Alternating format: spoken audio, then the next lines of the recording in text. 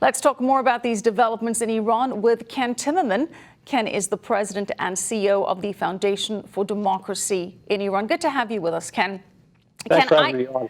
Good to have you with us. Ken, I understand the idea of the British wanting to honor a deal, but is this really the time for Britain to be sending nuclear experts to help Iran's nuclear program?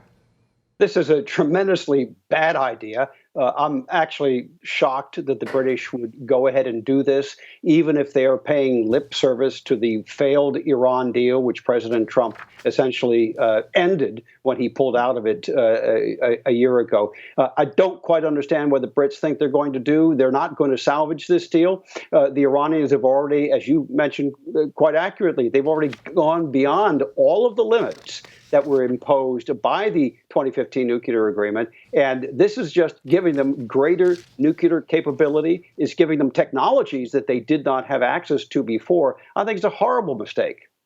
Meanwhile, we have Iran trying to build a case that the Saudis attacked their oil anchor. Do you buy that? Do you think it was a Saudi attack?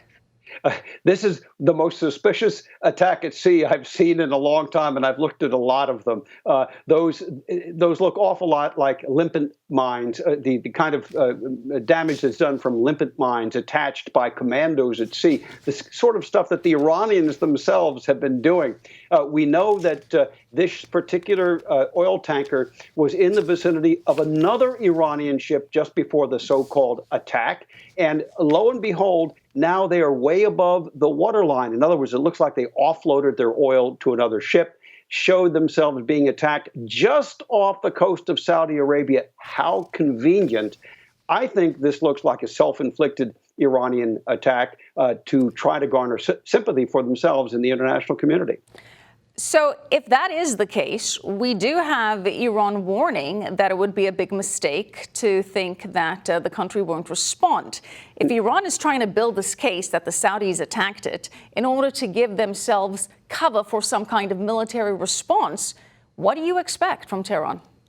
Well, let's see if they can produce the fragments from the rockets that hit inside. Let's see if they can show video of the damage inside the tanker. Both of the holes in the hull of this tanker are above the waterline, so it was never in danger of sinking or any real damage to it. We are told that there was some oil leakage in the beginning. Nobody's ever reported that to any international authorities. And now they say it's just sailing happily away back to the Persian Gulf. I think the Iranians are going to have a hard time. They're going to have to invent a lot of evidence to convince somebody, to convince people that something happened. All right, but you do have Iran saying that this is grounds for action, and it doesn't matter what evidence they want to produce if they feel that this is the way they want to move ahead. And we've got the U.S. sending roughly 1,800 troops as well as several dozen fighter jets to Saudi Arabia. What does this mean? How does this play out? Does this deter Iran, or does this potentially put some kind of a clash on the horizon? Well, that's exactly right. We're looking. Iran is trying to sucker punch the Saudis. They're trying to get the United States to respond militarily. They would love to draw us into a military conflict over the next year. They believe in Tehran that any kind of military confrontation that involved the United States against Iran would negatively impact Donald Trump's chances at re-election. And that is what they are most afraid of. They're most afraid of Donald Trump getting re-elected in 2020. And they're going to do their very best to make sure that doesn't happen. And they think a conflict will prevent that. But Ken, Iran, as we know, has been trying to get a stronger presence in Syria. It wants to entrench itself there. So now you have the decision by the Trump administration to withdraw troops from Syria and this Turkish offensive that has been launched. What does that mean for Iran?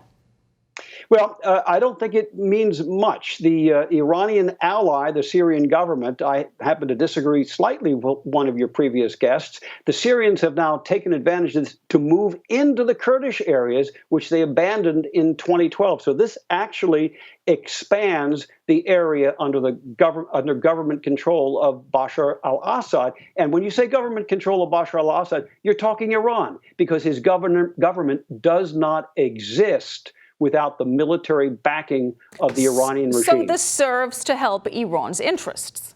Yes, it serves to help Iran's interest in that it helps Syria. It does not expand Iran's interest, okay? It does not expand their footprint, but it helps the Syrian government. And when you help the Syrian government, you're helping Iran.